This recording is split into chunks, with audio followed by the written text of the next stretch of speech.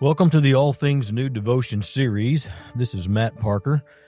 This is week 23, Ezekiel and New Hearts.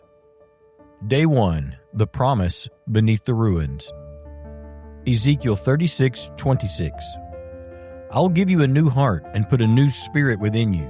I will remove your heart of stone and give you a heart of flesh. Exile is quite the prolific theme throughout the Old Testament for the people of Israel. If nothing else, they are quite acquainted with the pain of suffering under foreign occupation and rule. To make things more difficult, one of their prophets was tasked with speaking life and truth into the hearts and minds of people weary under the weight of their own choices. Ezekiel speaks directly to these people. They've lost nearly everything. The land is stained by rebellion, the people are scattered, and God's name has been profaned among the nations. From the outside looking in, things must have seemed bleak, and that exile would have the final word in their story.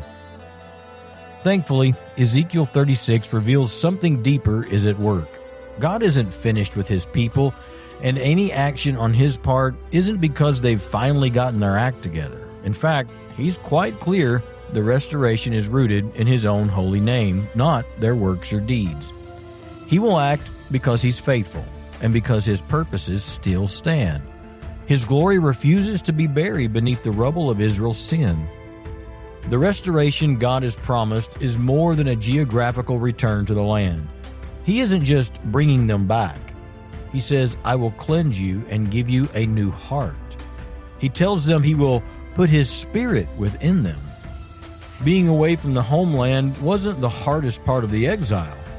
It was being unable to love and worship God with a whole and undivided heart. We might think of a heart of stone as one without feeling, steeped in indifference. But that's not a full description. A heart of stone is a heart resistant to the life of God, unmoved by his mercy, and hardened by sin, fear, pride, and self-rule. The amazing promise of Ezekiel 36 is that God himself will remove the stony organ. He doesn't plan to lecture it until it softens, but to replace it fully with one of flesh, one with feeling and compassion for the things of God. This week, we step into a restorative story of the great exchange, flesh for stone. God's people need more than laws and correction. They need renewal. They need something only God can provide. Where does God need to do a deeper work in your heart, more than simple outward correction? How does Ezekiel 36 help you see inner renewal as God's promise before it meets your effort?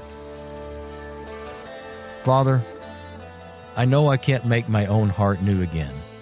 Cleanse what is unclean, soften what has grown hardened, and give me a heart alive to your presence and purposes. Amen.